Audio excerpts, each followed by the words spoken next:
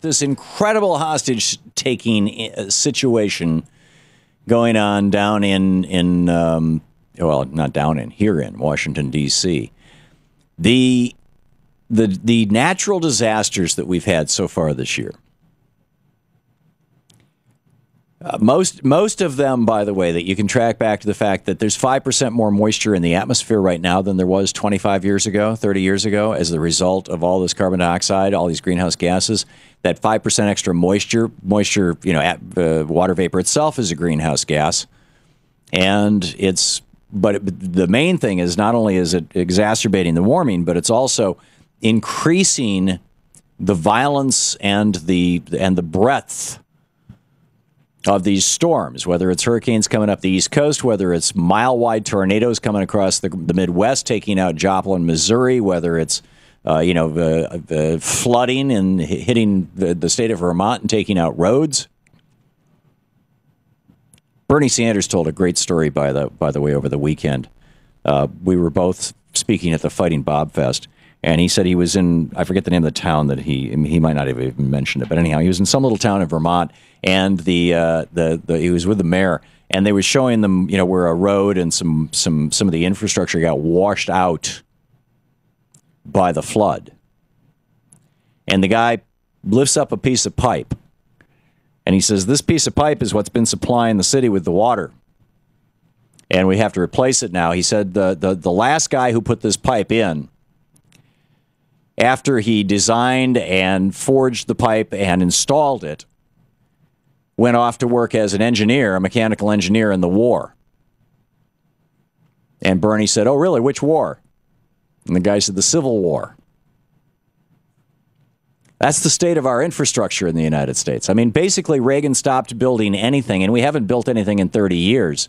And much of our infrastructure is not 20th century, it's 19th century. It's from the 1800s. Oh, but we can't spend money on infrastructure. That might create some jobs. And if you create some jobs, you might get the unemployment level down. If you get the unemployment level down, then you might end up with President Obama getting reelected. Clip number 7 here, Jacob. Senator Dick Durbin lays this out. And then I'll give you the details of this hostage crisis that's being played out from this. It's pretty easy for the Republicans to stay on message when the message is do nothing and protect millionaires.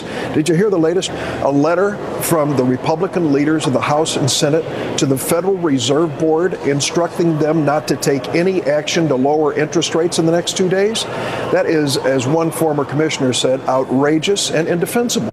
So here's the bottom line. A, the Republicans want to make sure that the economy is as bad as imaginable, as bad as conceivable. Even worse than that, inconceivably bad. They want to make sure that the economy absolutely sucks in November of 2012 so that they can blame it on President Obama. And in fact, there's a new poll out showing that more and more Americans are blaming the economy on President Obama. So they think they can beat him on that politically, particularly if they get somebody like Mitt Romney who can claim, oh, I'm a businessman, I know how the economy works. Or they can get somebody like Rick Perry who can say, I created, more Taco Bell job or, minimum wage jobs in the state of Texas than all the other states combined, which is true if you're a big fan of minimum wage jobs. As Jim Hightower said over the weekend, jobs aren't the issue. Slaves have jobs. It's good paying jobs.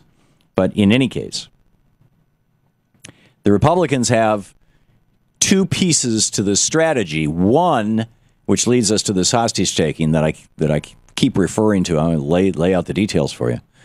One is make the economy suck, which means don't spend any money, even if that money means rebuilding what got washed out in the floods in the Northeast, rebuilding the town of Joplin, Missouri, rebuilding the damage along the Gulf Coast, rebuilding, fill in the blank from natural disasters. Even if it means, rebuilding things that were taken out by the wildfires in New Mexico, Arizona, and Texas. Don't spend a penny on any of that, or very, very little.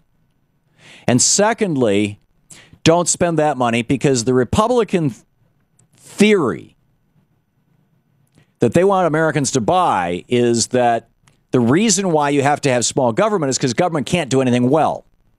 Government is incompetent. This is why they hate Social Security. Social Security has never missed a check in 75 years. 76 years now. Never missed a check.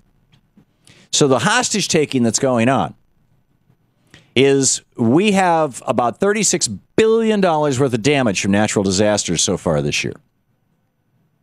And FEMA and other agencies need to, are in there, but they're running out of money. And local, cities, counties, states are asking for federal aid. They've been declared disaster areas, but Congress has to appropriate the money. So the Senate has this omnibus reconciliation bill, this giant spending bill to fund the entire government, and they have a little over $6 billion for disaster aid in there. And in the House, they're saying the Republicans are saying they're not going to go over $3 billion, $3.5 billion at the most. And they may well be willing to shut down the government over it because they don't want that extra $3 billion going out there for disaster relief, because that will put people to work rebuilding those roads and rebuilding those sewer systems and rebuilding those towns and communities. And when those people go to work, unemployment will go down. It'll blow up their political strategy, their election year strategy. So watch this. The next hostage crisis is going to be about that.